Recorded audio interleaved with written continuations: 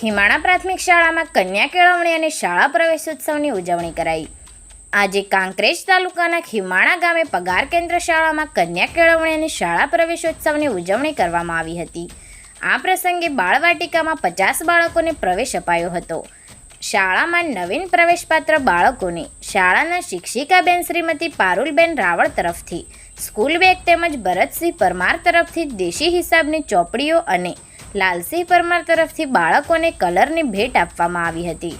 આ પ્રસંગે રાજકીય આગેવાનો, ગામના સરપંચશ્રી, ગામ અગ્રણીઓ, સ્થાનિક રાજકીય અગ્રણીઓ, એડવોકેટશ્રીઓ, એસએમસી કમિટી, સીઆરસી સહિત આંગણવાડી સુપરવાઇઝર તેમજ ગામના વડીલો, યુવાનો અને ગ્રામજનો બહોળી સંખ્યામાં હાજર રહી શાળાના નવીન પ્રવેશપાત્ર બાળકોને ઉજ્જવળ ભાવિની શુભકામનાઓ પાઠવી હતી।